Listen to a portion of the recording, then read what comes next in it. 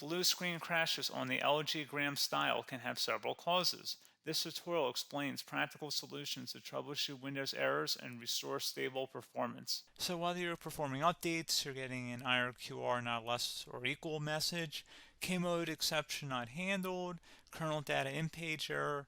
A lot of errors pertain to this problem, and we're going to go ahead and jump into what should hopefully be a pretty straightforward process, guys. And we're going to go ahead and jump right into it. So first thing I'd recommend doing would be to actually go ahead and boot to the troubleshooting utility on Windows 11.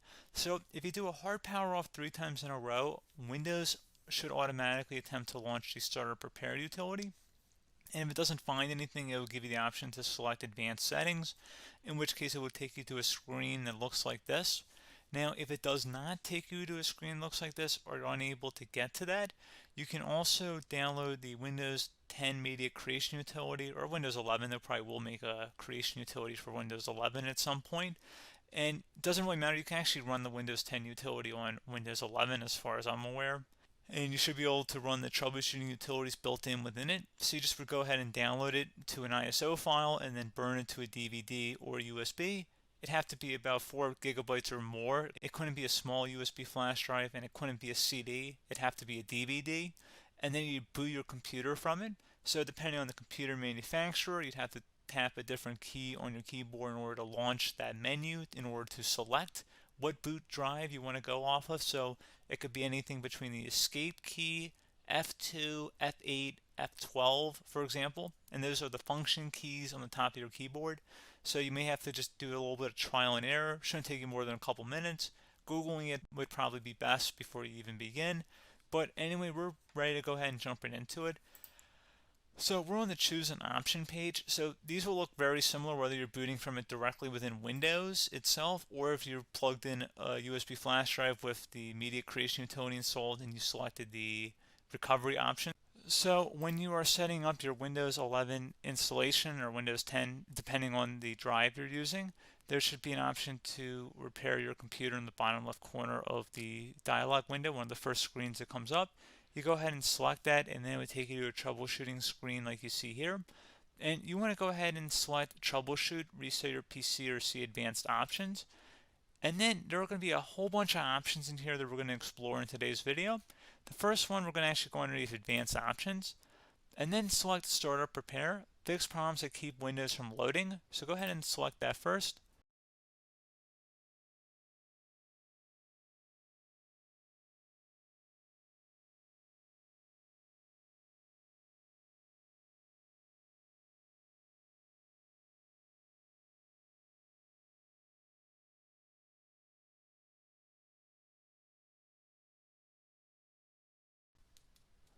Okay, so you can see it could now repair our PC.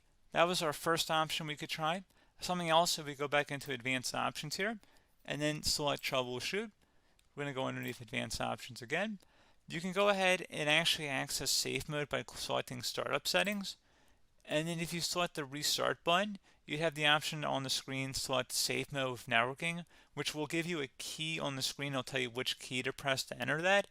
I believe it's the F7 key. It'll do that for you. I'm not going to go over that in today's tutorial because I don't really want to go into safe mode, but you're more than welcome to attempt that by going into here and then selecting restart. Again, it'll launch another screen. It'll say what key do you want to press, and it'll give you like 7 or 8 different options, and you want to select safe mode with networking. There's also an option for a command prompt too, but that's going to be something we're going to cover later in this video, and we don't even have to go through that in order to access it. So that's why I'm not going to really push for that, because unless you know exactly what's causing the problem, you probably don't need to go into safe mode. Unless you're trying to recover files, in which case then you definitely can go into safe mode, but we're trying to actually recover our computer here. So I hope that makes sense. Something else we can also try here as well would be to uninstall updates, remove recently installed quality or feature updates from Windows. So if you go ahead and select that, you can uninstall the latest quality updates, which generally is the more day-to-day updates. Feature updates are the less regularly released ones, like the big ones. I would equate it to service packs in like Windows 7 and Windows Vista and Windows XP. So larger updates that occur once or twice a year at most. And the quality updates are more just a regular update. So probably obviously depend. It'll take longer if you're going to try and uninstall the latest feature update versus quality update, and maybe you don't need to go back that far. So just giving you guys a couple pointers with that. Something else you can also look at here, and we're going to jump into the command prompt in a little bit, but you can select System Restore, which will use a restore point recorded on your PC to restore Windows. And this is something I would highly recommend here, guys. So select Next. Assuming you have a restore point saved on your computer, you go ahead and select the most recently created one, and you'll select Next, and then you'll select the drive. You shouldn't actually have to select the drive. You can scan for affected programs, but we're going to keep it all default here, and then we're going to select Finish. So once started, System Restore cannot be interrupted. Do you want to continue?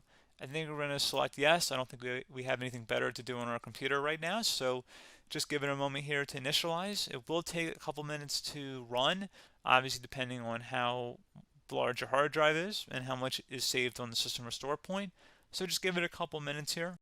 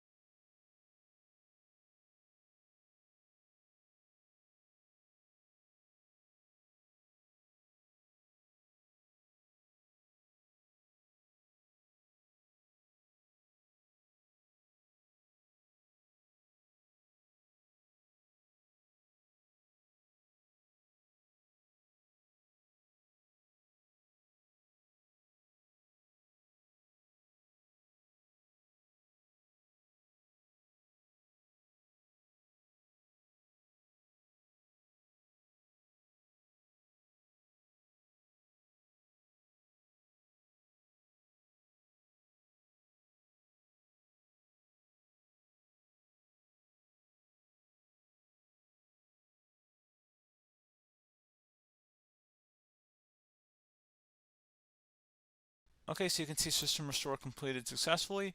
The system has been restored. Your documents have not been affected. Click the Restart button to restart your computer. Go ahead and select Restart.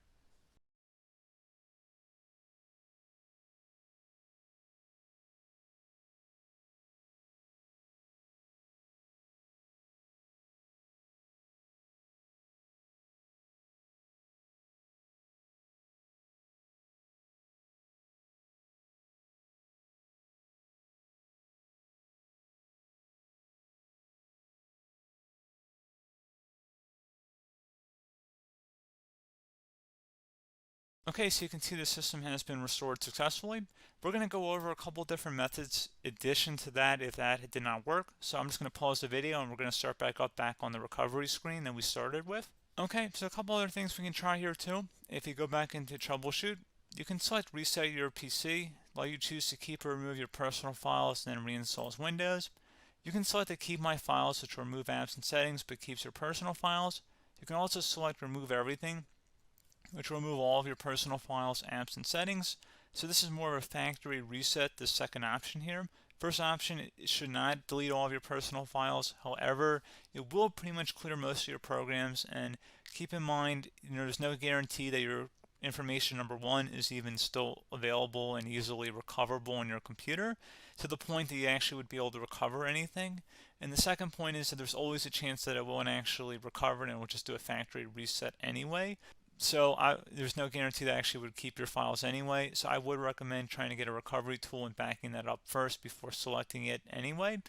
But again, those are a couple different options. And then something else you can try here if you go back to the choose an option. Another option, if you go underneath choose an option and select troubleshoot, advanced options, and now select where it says command prompt. Okay, so the first thing we should do is type our main hard drive here. In most cases, it should be the C drive. So you just do a C colon and then hit enter on your keyboard. So once you're underneath the C drive, we're going to type in dir and then hit enter on your keyboard. It should have program files, users, and Windows all in there. That's how you know you're in the right directory.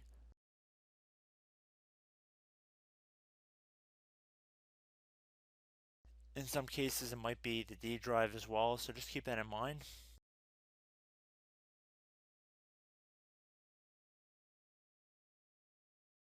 Next thing we're going to do is type in cd space / Windows / system 32 / config, and then you're going to hit enter on your keyboard.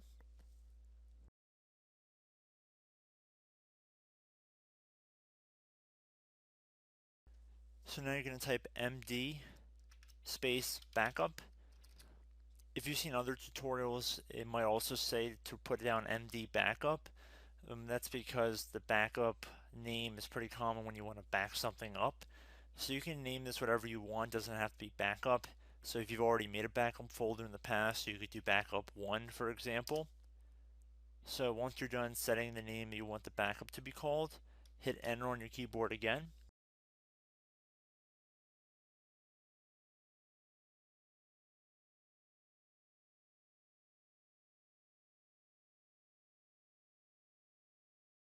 At this point you want to type copy, C-O-P-Y, space, then you want to do the star symbol above the 8 key, then do a period or a dot, whatever you want to call it, then another star sign, and then another space, and then type backup, and then hit enter on your keyboard.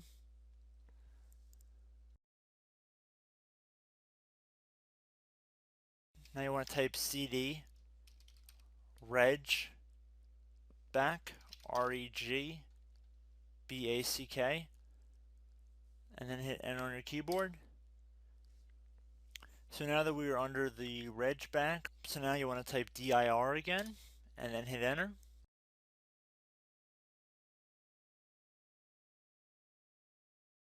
So now at this point we're going to type copy again. So copy, space, star sign, dot, another star sign, space, and then 2 dots. So we're going to type copy, space, star sign, dot, sign, star sign, dot, dot, and then hit enter on your keyboard again. So for overwrite, you want to overwrite all. So type A on your keyboard, so capital A, and then hit enter on your keyboard.